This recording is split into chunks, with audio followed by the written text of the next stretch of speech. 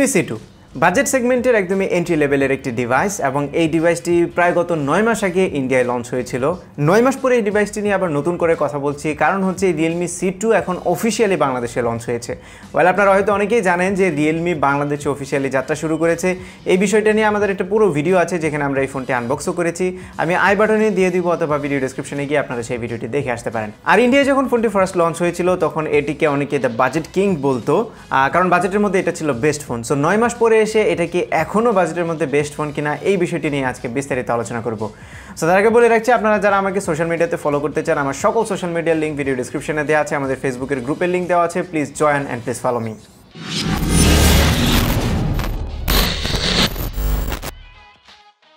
শুরুতে ধন্যবাদ Realme বাংলাদেশকে আমাদেরকে এই ফোনটি দেওয়ার জন্য to check it out. So 9 মাস পুরনো একটি ডিভাইস, এখন আমরা অলরেডি জানি যে আমি যে সময় ভিডিওটা বানাচ্ছি তখন C3ও ইন্ডিয়ায় লঞ্চ হয়ে গিয়েছে। সো সেই হিসেবে C2টা কিছুটা পুরনো। আর বাংলাদেশে এই ফোনটি খুবই অ্যাগ্রেসিভ প্রাইস নিয়ে রিলিজ হয়েছে। বাংলাদেশে বাজার মূল্য হচ্ছে 8,990 টাকা। আর 18 মার্চ থেকে দারাজে একটি ফ্ল্যাশ সেল চলবে যেখানে আপনারা আরও 1,000 টাকা কম দামে ফোনটি কিনতে পারবেন। স্লাইটলি পুরনো ডিভাইস হলেও এর একটা জিনিস এখনও পর্যন্ত ইউনিক আছে, সেটি হচ্ছে এর ডিজাইন। আপনারা পেছনে দেখতে পাচ্ছেন একটা ডায়মন্ড কাট ডিজাইন দেওয়া হয়েছে। আমরা যদিও রিয়েলমির আরও দু একটা মডেলে এই ডিজাইনটি দেখেছি, তবে Realme C2তে এটা ম্যাট ফিনিশ দেওয়া হয়েছে, তাই একদমই গ্লসি না, রিফ্লেকটিভ না এবং আঙুলের ছাপও একদম পড়ে না। এই কারণে আমার কাছে এই ডিজাইনটি খুবই ভালো লেগেছে। আর পেছন থেকে যখন কেউ ফোনটা প্রথমবার দেখবে তখন কেউ বলবে না যে এটা একদমই এন্ট্রি লেভেলের একটি ডিভাইস, কারণ ডিজাইনটা দেখে একটু প্রিমিয়াম ফিল পাওয়া যায়। তবে যেহেতু এন্ট্রি লেভেলের ডিভাইস, সো আনডাউটেডলি এটা প্লাস্টিক মেড একটি ফোন এবং উপরের দিকে যে গ্লাসটি আছে এটি হচ্ছে কর্নিং গোরিল্লা গ্লাস 3।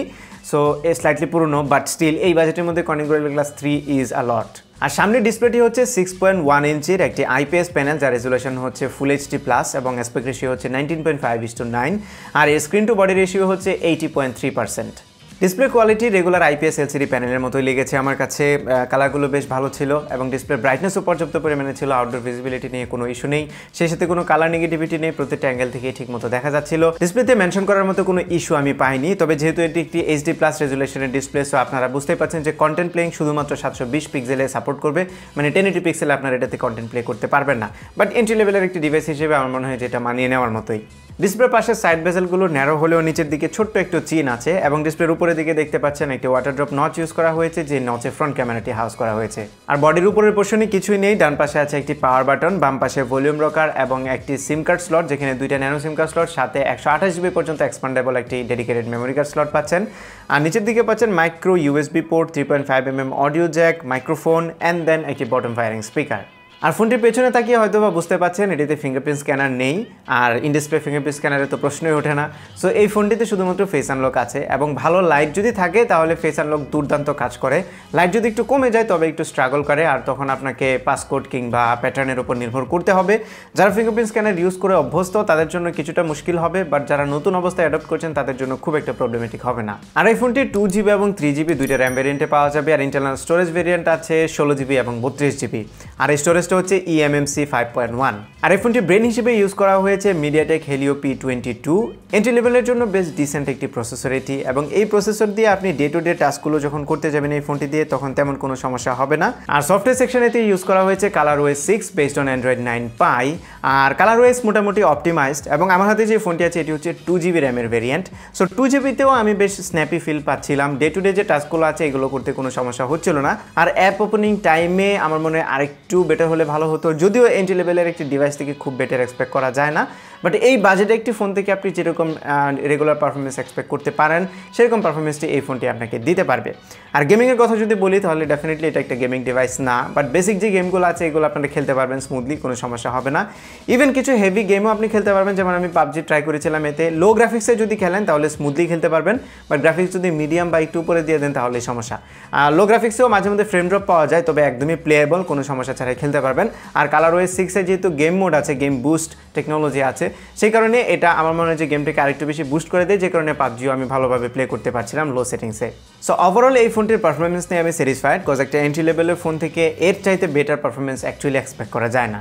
ক্যামেরা সেকশনে পেছনে দুইটি ক্যামেরা ইউজ করা হয়েছে। প্রাইমারিটি হচ্ছে 13 মেগাপিক্সেলের এবং সেকেন্ডারিটি হচ্ছে 2 মেগাপিক্সেলের একটি ডেপথ সেন্সর। ওয়াইল প্রাইমারি সেন্সর দিয়ে ডে লাইটে তোলা ছবিগুলো আমার কাছে খুবই ভালো লেগেছে। পর্যাপ্ত পরিমাণে লাইট থাকলে ছবিতে শার্পনেস এবং ডিটেল থাকে অনেক ভালো। অ্যাটলিস্ট এই বাজেটের একটি ফোন থেকে যে ছবির কোয়ালিটি পেয়েছি সেটাতে আমি fully satisfied. Satisfied. I hope আপনারাও দেখলে বুঝবেন, স্ক্রিনে যে ছবিগুলো দেখতে পাচ্ছেন সেগুলো দেখে আপনারা কোয়ালিটিটুকু জাজ করে নিন নিজের মতো করে। ছোট্ট একটা ইস্যু পেয়েছি, সেটা হচ্ছে লাইট যদি খুব হার্শ হয় তাহলে হাইলাইট ব্যালেন্সটা কিছুটা অফ হয়ে যায়। আপনারা দেখতে পাচ্ছেন এই ছবিতে সাবজেক্টটা কিছুটা ওভারব্লোন হয়ে গিয়েছে, তবে প্রাইস কনসিডার করলে এটাও খুব একটা মেজর ইস্যু না। আর এর যে ডেপথ সেন্সর আছে এটা দিয়ে পোর্ট্রেট শটগুলো মোটামুটি ভালো ছিল। এজ ডিটেকশানে যদিও একটু কমপ্লিকেটেড হলে কিছুটা স্ট্রাগল করে এজ ডিটেকশন নিয়ে, but most of the time accurately detect করতে পারে, তখন সেই ছবিগুলো দেখতে খুবই ভালো লাগে। আর লো লাইটে যদি চাই তাহলে মোটামুটি মানের আলো যদি থাকে তাহলে ছবি ভালো আসে। আলো যদি একটু কমে যায় তাহলে অ্যাজ ইউজুয়াল একটা এন্ট্রি লেভেলের ফোন থেকে অবশ্যই আপনি বেশ নয়েজি এবং গ্রেইনি ছবি পাবেন। ছবি অনেক সফট হয়ে যায় এবং ডিটেলও খুব একটা থাকে না। আর পেছনের ক্যামেরা দিয়ে 1080 পিক্সেলে আপ টু 30 ফ্রেম পার সেকেন্ডে ভিডিও রেকর্ড করতে পারবেন এবং ভিডিও কোয়ালিটি আমার কাছে মোটামুটি ভালোই লেগেছে।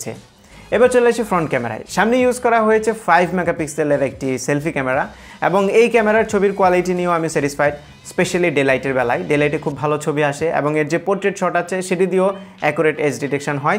সফটওয়্যার অপটিমাইজেশনটা ভালো ছিল ক্যামেরার। আর সামনের ক্যামেরা দিয়েও আপনারা 1080 30 ফ্রেম পার সেকেন্ডে ভিডিও রেকর্ড করতে পারবেন। সো ওভারঅল এই বাজেটের একটি ফোনে ক্যামেরা কোয়ালিটি যেরকম হওয়া উচিত আমার মনে হয় এতে সেরকমই দেওয়া হয়েছে। স্পেশালি ডে লাইটের বেলায় আমি খুবই ভালো ছবি পেয়েছি। লো লাইটে গেলেও যদি অত ভালো আসে না, বাট ডে লাইটের বেলায় আমি ফুললি স্যাটিসফাইড। এই ফোনের আর যে স্ট্রং পয়েন্ট হচ্ছে এর ব্যাটারি। এতে 4000 mAh ব্যাটারি ইউজ করা হয়েছে। সো বুঝতেই পাচ্ছেন একদম এন্ট্রি লেভেলের একটি ফোন। সো এর প্রসেসরটিও এন্ট্রি লেভেলের, ডিসপ্লেটি HD+, সব মিলে এই 4000 mAh ব্যাটারি এই ফোনের জন্য একটি বেস্ট। এবং আপনারা যদি ডে টু ডে কাজ করেন তাহলে 1.5 দিন থেকে 2 দিন পর্যন্ত পার করে দিতে পারবেন এই ব্যাটারি দিয়ে। যদি মডেলটি একটু হেভি ইউজ করেন তাহলে একদিনও ইজিলি পার হয়ে যাবে এই ফোনের। এবং আমিও পুরা দিন পার করেও দেখলাম যে অর্ধেকের মতো চার্জ রয়ে গেছে, অ্যারাউন্ড 40% 45%-এর মতো চার্জ থেকে যায় একদিন পার করার পরে। সো আমার মনে হয় যারা ভালো ব্যাটারি ব্যাকআপ চান তাদের জন্য এই ফোনটি 100% সাজেস্টেড থাকতে পারে। আর এর বক্সে 10 ওয়াটের একটি চার্জার দেওয়া হয়েছে। 10 ওয়াটের চার্জার দিয়ে 4000 mAh ব্যাটারি চার্জ হতে অ্যারাউন্ড 2 ঘন্টা 10 মিনিটের মতো সময় লাগে। এটা আমার মনে হয় যে ফেয়ারলি ফাস্ট। এবার চলে আসি ফাইনাল ভার্ডিক্টে। ওয়েল, এই ফোনটি কেনার পেছনে প্রথম যে লজিক আমার কাছে আছে সেটি হচ্ছে এই ফোনটি হাতে নিয়ে বেশ কমফোর্টেবল ফিল হয় যেহেতু ছোটোখাটো আছে। অ্যান্ড দেন এই ফোনের পারফরমেন্সও এন্ট্রি লেভেল হিসেবে খুবই ভালো, ক্যামেরা কোয়ালিটি ভালো ছিল, and specially the battery backup এই ফোনটির অনেক ভালো ছিল। সো এই তিনটা জিনিস যদি আপনার প্রায়োরিটি হয় তাহলে ডেফিনেটলি এই বাজেটে এই ফোনটি আপনার জন্য সাজেস্টেড থাকতে পারে। যদিও এখন অলরেডি realme C3 রিলিজ হয়ে গিয়েছে ইন্ডিয়াতে, বাংলাদেশেও কিছু আনঅফিসিয়ালি চলে এসছে। আমার মনে হয় অফিসিয়ালি যেদিন C3 লঞ্চ হবে সেদিন আমরা একটা চেষ্টা করবো যে realme C2 থেকে C3 দিকে কী ইম্প্রুভমেন্ট আছে সেটি নিয়ে একটা ভিডিও করার, তখন আপনারা বুঝতে পারবেন। বাট তার আগে আমার মনে হয় realme C2 এখনও পর্যন্ত সাজেস্ট করার মতো, স্পেশালি এর পেছনের ডিজাইনটার কারণে। I personally like this device. I hope আপনাদের কাছেও পছন্দ হবে। সো এই ছিল আমাদের আজকের ভিডিও। আশা করি ভিডিওটি আপনাদের ভালো লেগেছে। যদি ভালো লেগে থাকে তাহলে ভিডিওতে একটা লাইক দেবেন, কমেন্ট করে জানাবেন কেমন লাগলো। আপনার ফ্রেন্ডদের সাথে শেয়ার করতে একদমই ভুলবেন না। আর আমার চ্যানেলে সাবস্ক্রাইব তো মাস্ট। দেখা হবে পরবর্তী ভিডিওতে। Till then take care, tata.